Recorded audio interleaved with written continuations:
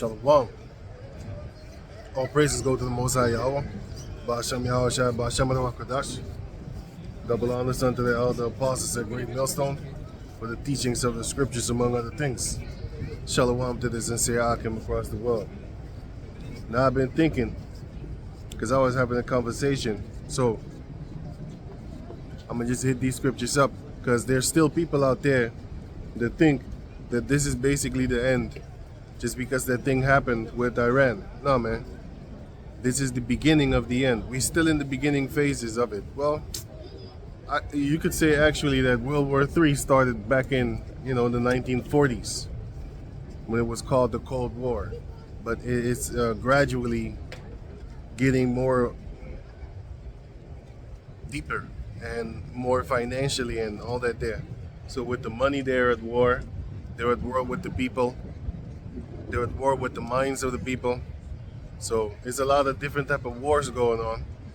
But the actual physical war of World War III, with the nuclear bombs and stuff like that, that's the end result of all this here. All these back and forth fightings and stuff like that. Let me get up in it. Job 20:4. Knowest thou not this of old, since man was placed upon earth, that the triumphing of the wicked is short, and the joy of the hypocrite but for a moment. They're only happy for a moment, because they was happy talking about, they successfully bombed Iran, and but the Most High didn't put it in their spirit yet to shoot them nuclear missiles off, man.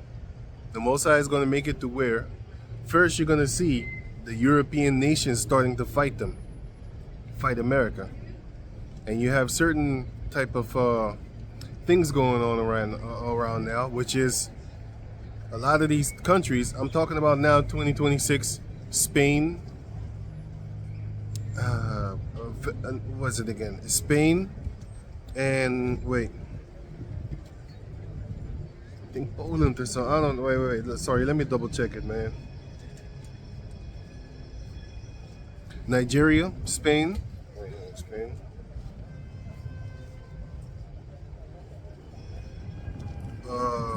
China,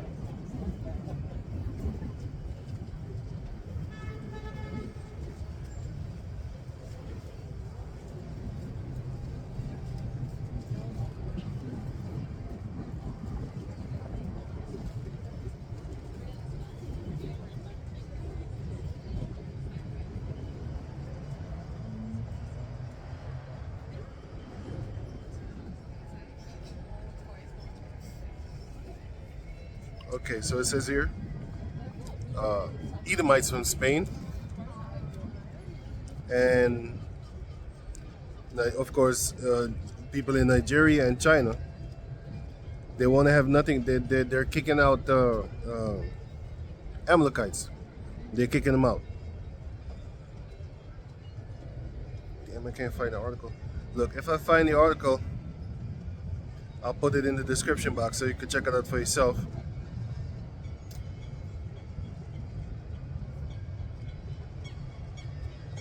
Ireland also. You got these different European countries, and of course Africa too, and China. Asiatic countries, and it's not just China; it's more. But I'll get the description box. Sorry, I'll put the links in the description box so you can check it out for yourself. But anyway, you have all these countries that are hostile against Amalek right now, man. And it's all prophecy, because everyone shall turn against them. All the nations upon the planet Earth. The Most High is putting it not in the governments their minds, in the people, in the public their minds, in the people, because it's the people. Oh yeah, Mexico. There was a whole thing a few days ago where they wanted to expel the Amalekites from that land, from that place, but the government sold it to them, so they can't do anything. So what are they doing? They're trying to hinder them by playing music very loud, which they're very good at. Playing music very loud. They're very good at that. So they can't sleep. But these Amalekites are pests. So they stick on it. They stay with it. But yeah. So you have a lot of these countries. The people, I should say, the people in these countries, they start to get tired of Amalek. But the governments, they can't get tired because they're either funded by them or they're threatened by them or whatever type of thing. They can't. They need to comply. So Job 20 and 5. I already read that 6. Though his excellency mount up to the heavens, and his head reach unto the clouds, yet he shall perish forever like his own dung. They which have seen him shall say, where is he? He's going to be a faded memory once that time comes. And this is also talking about the wicked of Jake, but it's picture perfect for Esau. For example, the book of Luke chapter 16, where it talks about the rich man and Lazarus. Those are true Israelites. But it's basically, how can I say it? The Most High is showing you the difference between the good and the one that is serving. But nowadays we know that fits Esau, and Lazarus is then therefore Jacob. The reason why I said Jacob, the rich man also, is because you did have rich Jakes that was doing exactly what Esau is doing right now against their own people. And you can catch that in when Yahushua said, ye are of your father the devil. He was talking to Israelites and about Israelites. But that fits picture perfectly with Esau nowadays. And for example, another one, when it says in the book of Amos chapter 9, it says, the eyes of the Lord Yahweh, your Lord God Yahweh, are upon the sinful kingdom. That sinful kingdom was talking about the kingdom of Judah.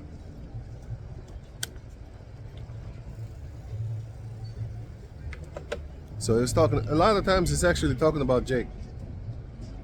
But as a whole, it's not talking about Jake. Well, it's talking about the wicked of Jake. Because you do have sellouts, and you had them since the Greek Empire. You can read that in 1 Maccabees chapter 1, 2 Maccabees chapter 6. It was Jacob descendants that was forcing other Jacob descendants to do what the Romans was doing, told them to do. Also in John 11, it says that the Israelites said, or else, what do we do with this man? He turned many their minds with these miracles that he's doing. And if we let him thus, then the Romans will come, both take our place and our nation. So they don't have no rulership over people anymore, their own people, our own people. And they don't have the Moses seat anymore, because now everybody would look at Yahushua for, no, he's in the Moses seat right now.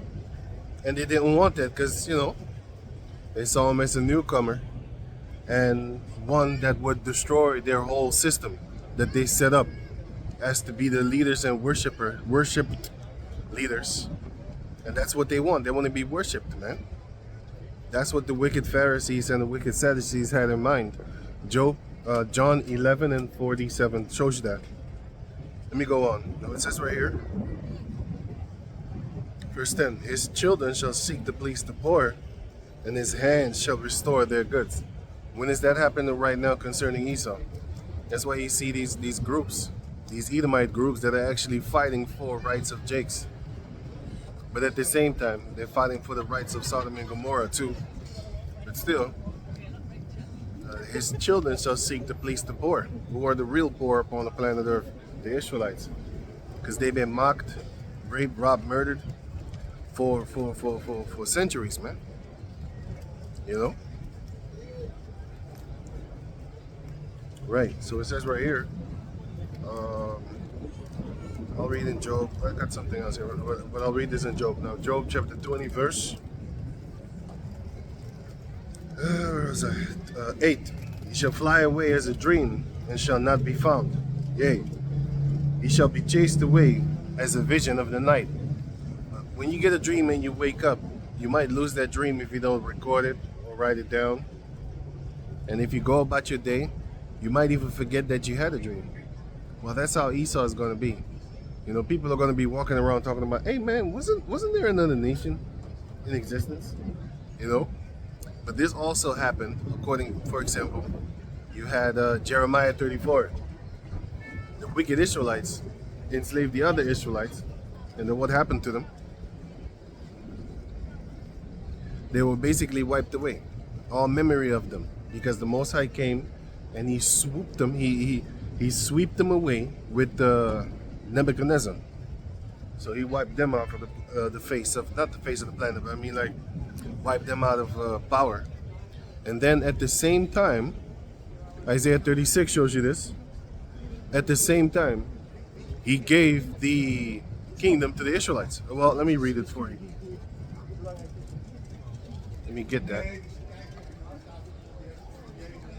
So at the same time, while he was putting the elites of Jacob in captivity, he actually allowed the Nebuchadnezzar. He allowed Nebuchadnezzar to come and free the poor of the land. What I'm looking for. Isaiah 36.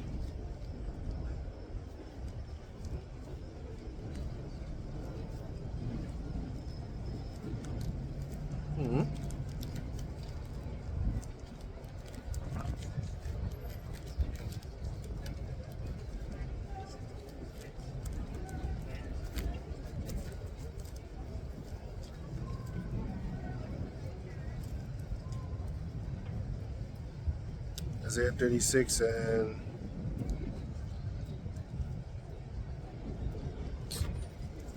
wait a minute.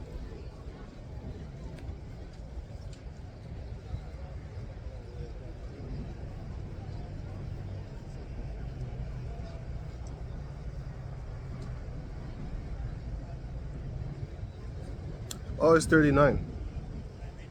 Okay. Thought so. Eh? No. What the fuck?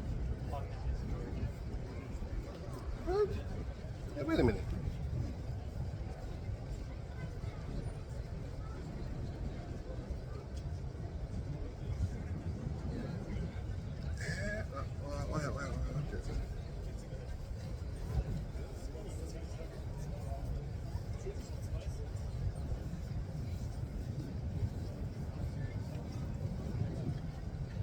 Jeremiah 39. Sorry about that. Jeremiah 39. Jeremiah 39 and 10. But Nebuzaradan, the captain of the guard, left of the poor of the people, which had nothing, in the land of Judah, and gave them vineyards and fields at the same time. So the Most High took away the wicked of Israel, and then he placed the poor of Israel at that time, well, the Judites and stuff like that. He placed them in the land so that they have basically ownership. But that's crazy because the Most High is the one that put it in their minds to go there, enslave the how you call them, the elites of the Jacob descendants. You know, if you read the book of Jeremiah 34, you will see he enslaved them because they enslaved the poor of the land, and then the Most High basically turned it around and wiped them away. And then they had 70 years, something like that, peace. But there were Israelites in that land. So not all the Israelites went into captivity in Babylon, because it showed you right there. Jeremiah 39. But anyway, if you read that chapter, then you will see. Now going on, it says right here, and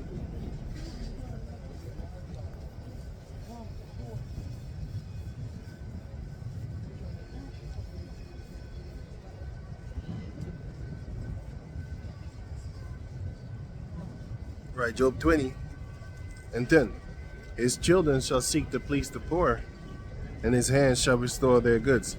That's why you see a lot of the Edomites, the descendants of them, are actually fighting for Jakes right now, talking about, hey, they need rights and all that type of stuff. This is one form of the prophecies coming to pass. This prophecy, they're doing it, you know, and they shall seek to please the poor. They're trying to please us and stuff like that for the things that their forefathers have been doing. Not all of them, but there's a big group of them. Here in the Netherlands, for example, you have a lot of these Edomites. What are they doing? They're fighting against, for example, the customs that their people are doing with the black people. You know, they black people their faces and stuff like that. So you have a lot of Edomites that are against it and fighting against their government for it, in order to please the poor, which are the Jacob descendants. Right, so that's another form of it. Verse 11. His bones are full of the sin of his youth, which shall lie down with him in the dust. all the things that you have done, all the sins that you have done, all the raping, robbing, and murdering that you have done, experimenting on people, you know, handing out vaccines like Tuskegee syphilis experiment. I'm not gonna talk about the other one because the Tuskegee syphilis experiments, they admitted that, so they can't flag you on that one. But on the other ones, they haven't admitted yet, so I'll leave it at that. So he's full of all those things, man. The Most High is gonna make it he's gonna make it to where Esau is really gonna be shameful of his past. He already is. That's why he's trying to change. That's why he's trying to change history and all that there. But he's gonna be even more ashamed. So it says right here, verse 12: though wickedness be sweet in his mouth, though he hide it under his tongue. So wickedness is sweet in his mouth, but he hides it under his tongue, meaning he keeps it there. It's like how can I explain it? Greedy people that want to eat, but they want to keep on chewing because they want that flavor to be up in their mouth. There's people like that. They want that flavor to continually be up in their mouth, man. So they swish it around their mouth and stuff like that, just to keep on tasting that great, beautiful taste, that great taste, right? And same thing with drinks. These professionals, for example, what do? They squish the drink in their mouth and keep it longer in their mouth than a normal person would, because they just drink it and swallow it and trying to get high off of the liquor. But a professional, because he really wants to keep that taste in their mouth, they keep it. But others are different. They squish it around and they spit it out. That's another one. But yeah, they just drink it to test. But others drink it to to enjoy every taste of it. It's crazy. People have but basically that's it. They keep it in their mouth. It's really in them. They don't stop. They're not changing. He's like a death adder that doesn't change. Playing all you could play the scriptures all you want toward him. He's like, it's like his death. He ain't listening. He continues to be venomous. So it says here, though wickedness be sweet in his mouth, though he hide it under his tongue. And that's why in the book of Obadiah chapter 1 it is written, how are the things of Esau searched out? How are his hidden things discovered? Something like that. But yeah, I think it's Obadiah 1 and 6, I think. How are the things of Esau searched out? Through the spirit and power of Yahweh Bashem Yahushai. That's the only way. How are they discovered? The Most High is going to discover him unto you. So, verse 13. But he's hiding it though. A lot of people on the planet Earth, right? They think that Judaism is what the scriptures actually is talking about. That's not what it's talking about. That's something that they made up. And it was the Edomites that converted into Judaism, which is a funny thing. You can ask the software, and the software will tell you. The software will tell you that Edomites converted into Judaism. And then you need to ask yourself, like, so is that the 12 tribes then? It has nothing to do with the tribes. It has everything to do with a man-made religion, a man-made thing that they follow. And I'm afraid that if I grab my drink, a gush of wind is gonna come and topple the telephone camera. I do not want the telephone to fall. Expensive as hell. Anyway, so it says right here, verse 13. So Job 20 and 13. Though wickedness be sweet in his mouth, though he hide it under his tongue, because they love what they're doing, man. They really enjoy it. Verse 14. Yet his meat in his bowel is turned. It is the gall of asps within him. So all the things that he's eating is going to turn into venom, basically. Bitterness. Because he swallowed down riches, and it's sweet unto him until the Most High repays him back. For example, I got here Psalms. Let me get it first. I didn't have it. Psalms on 9 and also 10. So it says right here,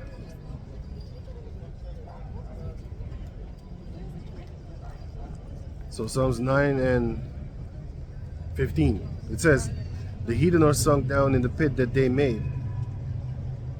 In the net which they hid is their own foot taken. So they're trying to trap people up, but the Most High is going to trap them up with their own net. For example, they're trying to chip everybody, make everybody go back into captivity. That's what they want. First and foremost, the Israelites. But the Most High is going to do that to him, right? Second, they're trying to exterminate, for example. They say it's like, what? 700 billion, 800 billion, sorry, not 100. 8 billion, 9 billion, whatever. And they're trying to reduce the population toward 500 million. So they're trying to kill like 8.5 billion people. If it's 9 billion, they're trying to kill 8.5. You know? That's what they're trying to do. So, and basically that's extermination of a lot of nations. But the Most High is going to turn that around and exterminate him. So, let me read it again. Psalm 9 and 15. The heathen are sunk down in the pit that they have made. In the net which they hid is their own foot taken. So now Psalms 10 and 2. The wicked in his pride doth persecute the poor. Let them be taken in the devices that they have imagined. So their own devices, they're going to be taken in. The device of making everybody go back into captivity, making everybody captive with that RFID chip, mark of the beast. Most High is going to get him with that one. Also the nuclear bombs. He's making it to scare and also destroy other nations. But the Most High is going to make it to where they're going to shoot themselves with them nuclear missiles. You know, they're going to fire it up on themselves. And also with the extermination. He wants to exterminate a lot of people. Because the scripture said, no flesh shall be left to be saved if the Most High doesn't come quick.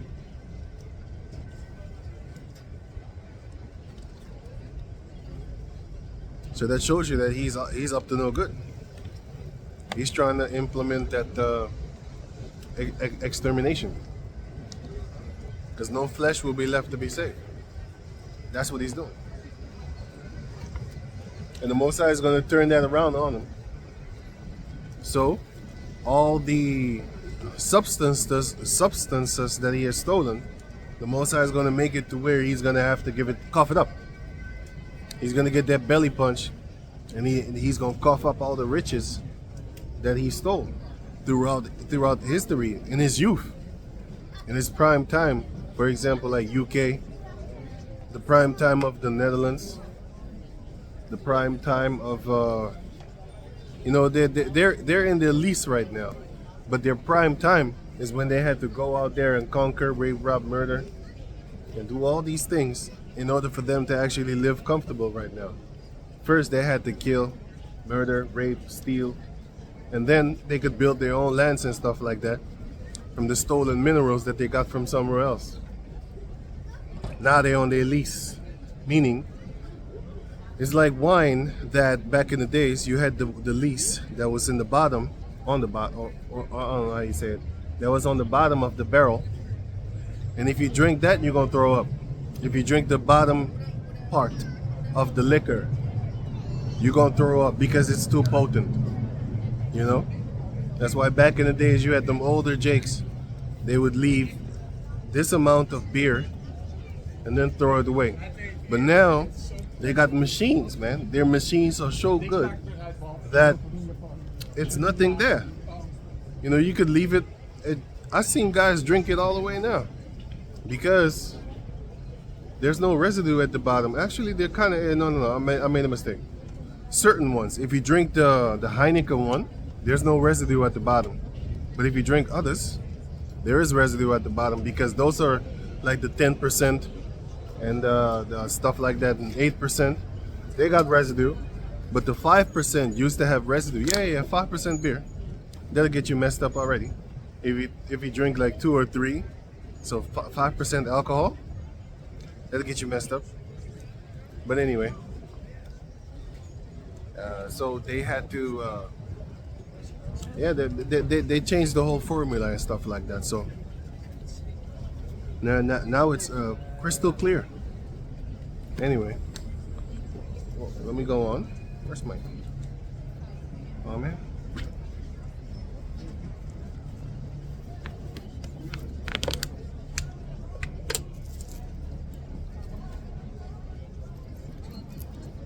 So it says right here,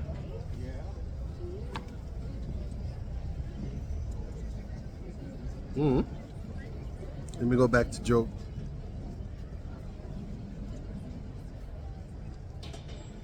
Yep, Job 20 and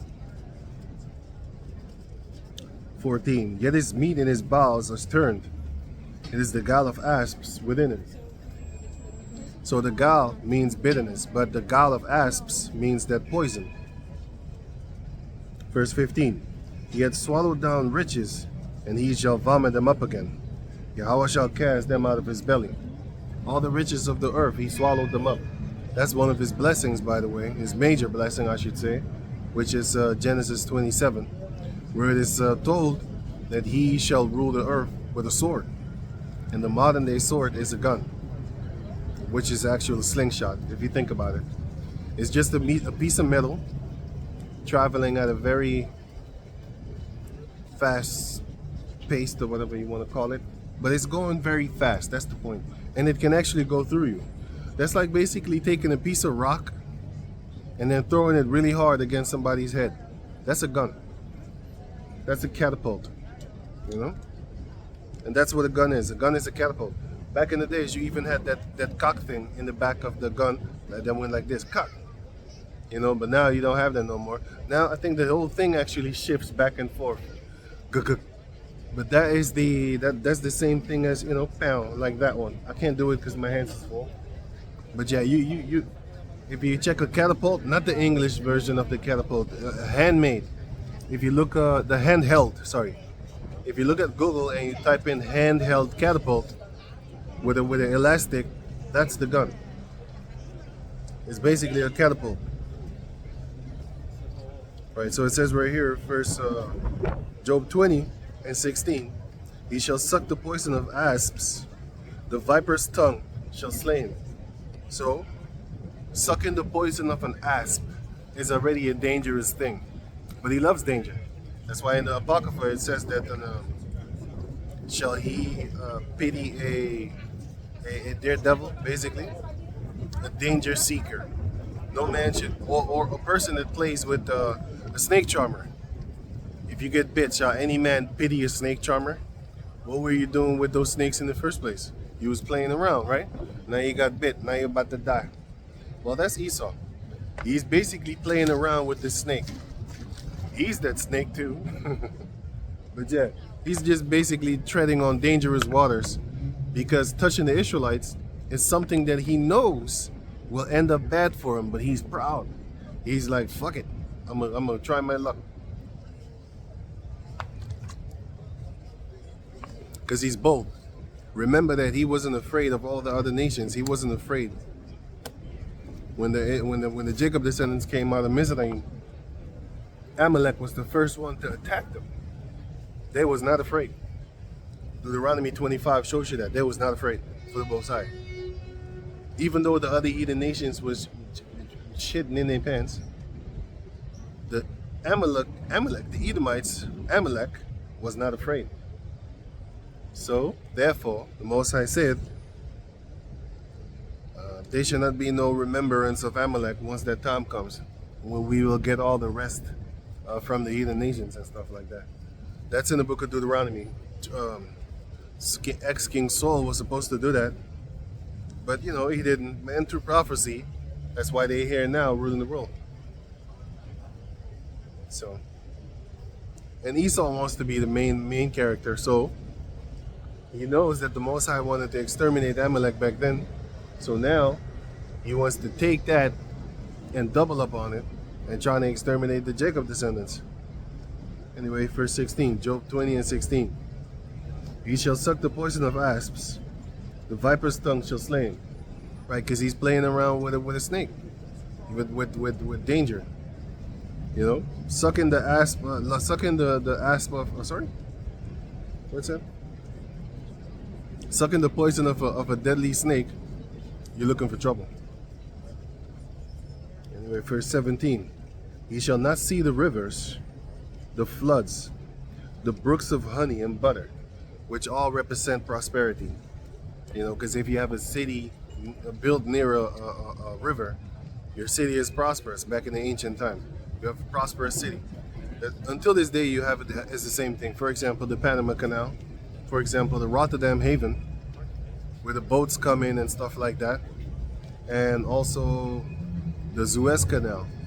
Also the other one, I forgot the other one's name, damn. It's near the Suez Canal. I can't believe that I actually forgot the name. The of Harmas. What's it again?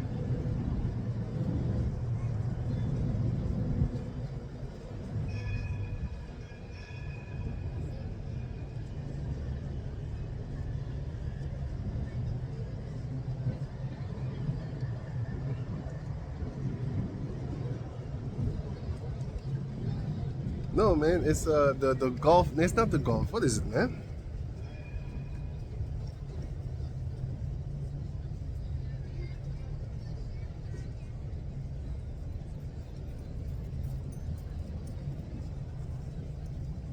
Strait of Hormuz. That's it. A strait is a narrow path, like a narrow path, but in this case, it's a narrow path upon the sea. So the Strait of Hormuz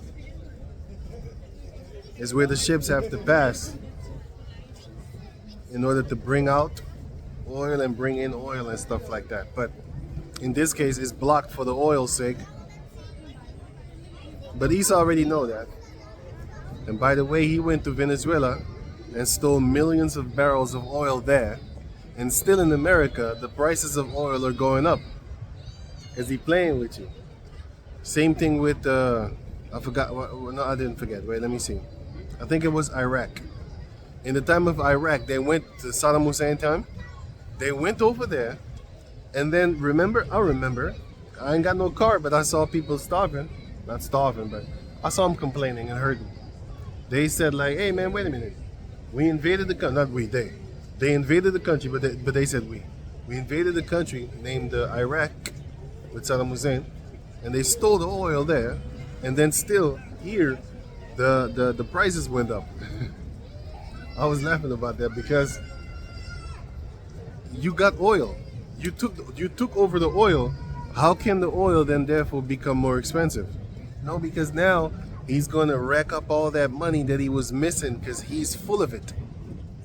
He's sucking everything dry and he's playing with fire because the Most High saith, woe to him that buildeth the town with blood. So if he is going around upon the planet Earth, raping, robbing, and murdering, and building a town based upon that blood that he shedded, he's actually sucking the venom of an asp because you're about to get hurt. And sucking the venom of an asp, for example, if a person have a wound, and you suck the venom out of it, it's not really going to hurt you. Unless you have cuts in your mouth. Once it gets up in your blood system, your bloodstream, okay, then you're in trouble. But that's Esau for you. He's like a danger mouse.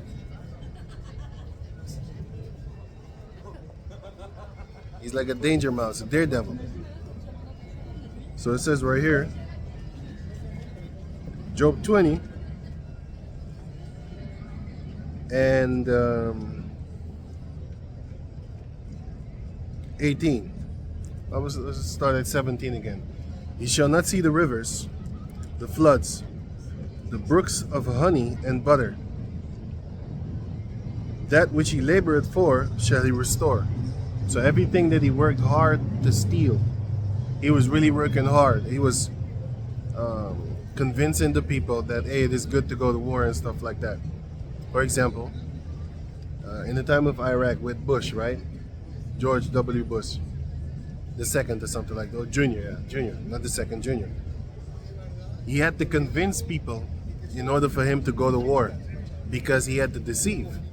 He had to do things. He had to plan things in order for him to be able to actually do that, do what he wanted to do, right? So he was actually happy for that because he really wanted it, right? Yeah. Whatever. You know what it says here? Anyway, so it says right here. Yeah, whatever. Anyway, so it says Jesus love everyone. Can't stand that shit. Anyway, so it says right here. No, because he did it on. I know he did it on purpose because he see the garments and he knows that we're the Hebrew Israelites. So he knows that we don't teach that. That's why he wanted to say it. But they fucking drunk because I looked at them. I was like, okay, they're fucking drunk. Can't even walk straight. But anyway.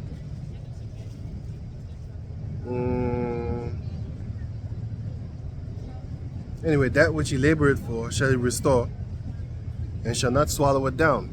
So Esau is in a position right now where he is kind of eating.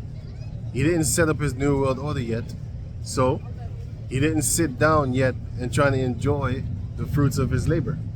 All the labor that he has been doing for centuries. Stealing, deceiving. He needs to deceive in order to actually stay in power.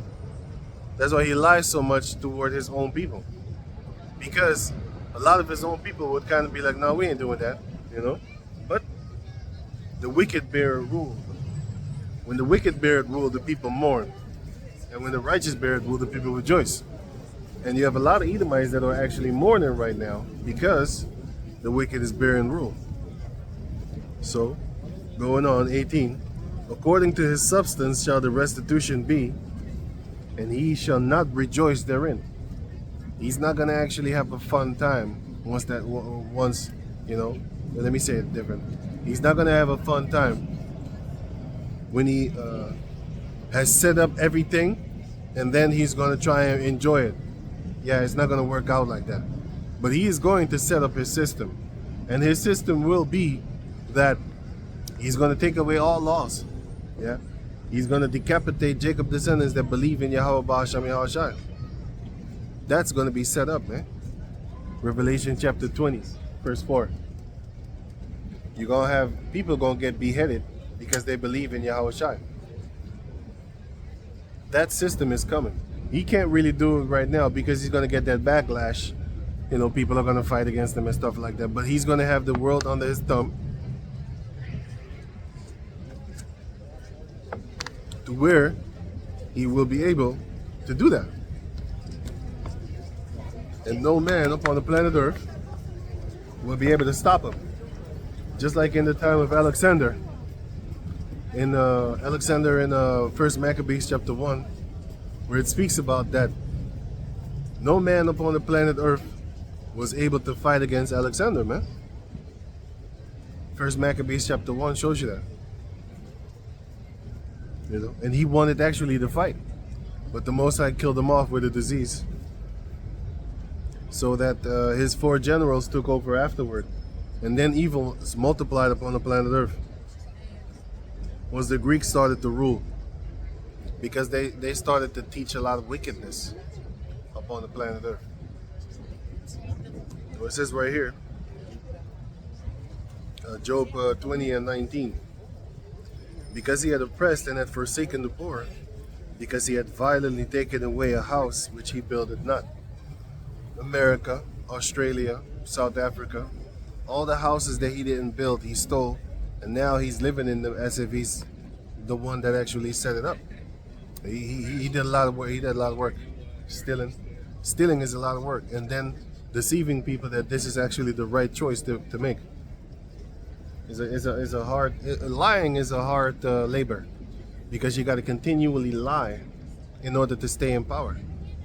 But the Jacob descendants, once we in power, we gonna tell the truth, because it's gonna be the city of truth, and we're gonna tell you why we're gonna break your ass up, like Revelation 2 and 26 says, break you like a potter's vessel. The Jacob descendants will not have to lie in order to keep that rulership going on. We're gonna tell you the truth. See, Esau has to lie. Weapons of mass destruction. He has to lie before he does something and stuff like that. Now he doesn't lie. Jumpy boy. Shit. That's why I always like this devil. He's one of them funny devils. You're looking at him like, man, he gonna do something stupid today. And yet, I've been saying this for years, man. I've been saying this for years. Trump is the funniest devil that I've ever seen in my life. Like a ruler. He's funny as hell. I just look at him and I laugh. You know, he's like a comedian to me. The shit, the lies coming out of his mouth is just miraculous. It's just funny. I like him. I like the devil. He's funny to me, cause he's funny. I look at him, I know he's about to lie. As soon as he opens his mouth, I'm already laughing like, oh shit, must be a lie what he just said right there. I don't know. You can cross-check it, confirm it. I don't even need to do that. Even if he's telling the truth, I don't care. To me, he's just a funny liar, and he's the one that's gonna do a lot of things. He's basically the definition of an Edomite pride. Yeah, man, full of lies too. Anyway, that's why he's like the guy that's, his name is Trump, like trumped up charges, right? He coming up with some trumped up charges, falsified. Anyway, verse 22. So no. So Job 20 and 20. Surely he shall not feel quietness in his belly. He shall not save of that which he desired. He be putting up stuff. For example, I got a precept on that. Just came in my mind. It was Luke, if I'm correct, right? Luke 12 and Luke 12 and, well, it begins with 16, but I'll start at 19. So it says Luke 12 and 19. So it's, oh yeah, shit, what am I doing? Luke 12 and 19, it says, and I will say to my soul, soul, thou hast much goods laid up for many years. Take thine ease, eat, drink, and be merry. This is the rich man that had a lot of stuff. He broke down his barns, and then he set up even bigger barns, right? Because he thought he was going to live a long time. Not forever, but a long time. Verse 20. But Yahweh said unto him, thou fool, this night thy soul shall be required of thee. Then whose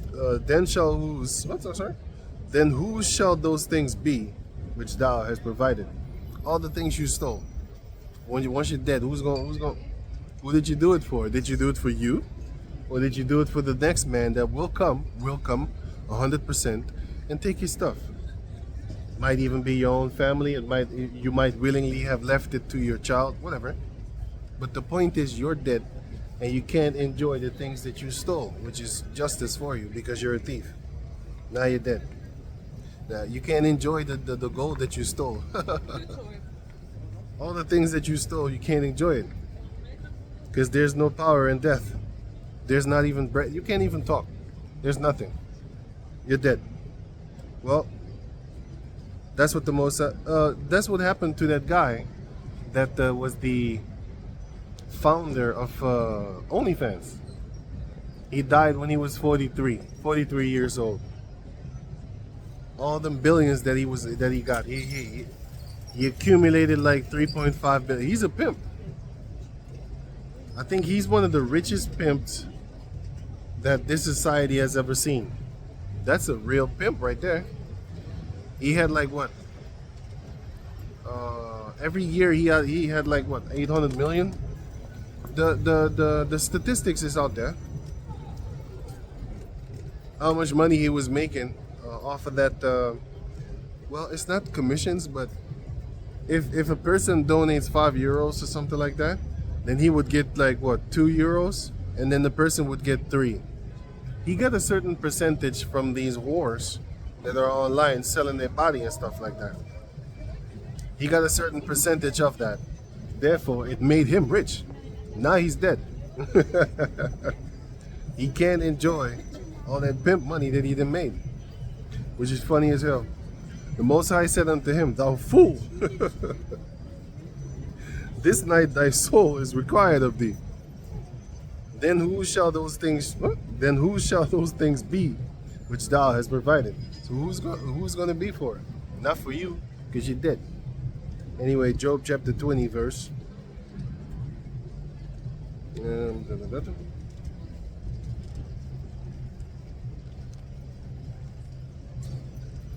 20. Job 20 and 20. So it says right here, Surely he shall not feel quietness in his belly. He shall not save of that which he desired. All the things that he desired for, he's not going to be able to actually hold it and save it for the next day or a so-called rainy day, you know, or whatever. But the point is, I wanted to say, or for his children and stuff like that, because that's what Edomites do. They leave their substance onto their babes and stuff like that. They've been doing that back in the days. They're still doing it until this day. What's up, man? Yeah, man. Yeah, man. They're still doing it until this day. But in this case, you know, he wanted to live long. I don't think you want to die when you're 43 and then you're making billions and stuff like that. I don't think you want to die. You want to enjoy that money. But he did. How about that?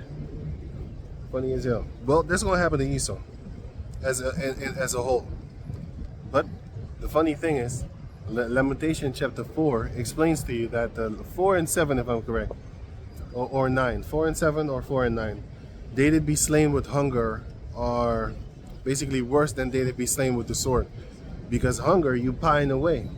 You're suffering, you're hurting, you know, you're longing for the fruits of the field and all that type of stuff. You're daydreaming about food all the time. You know, that's what happened when hunger kicks you. But the sword, chop you dead. You in rest. Job chapter 3 shows you that even the wicked goes to the Most High. So Job 20 and 21. There shall none of his meat be left. Therefore shall no man look for his goods.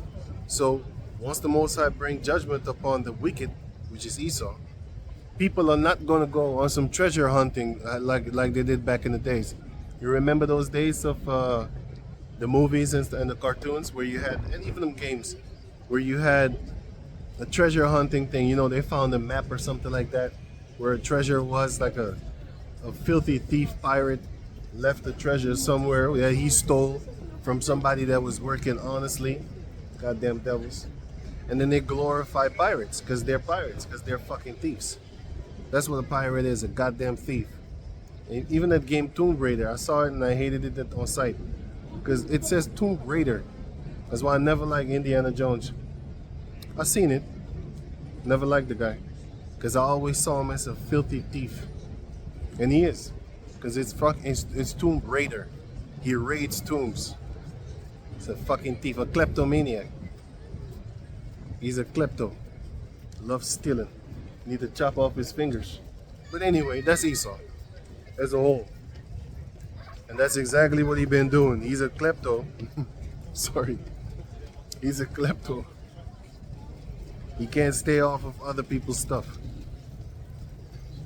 Anyway, so it says right here, there shall none of his meat be left.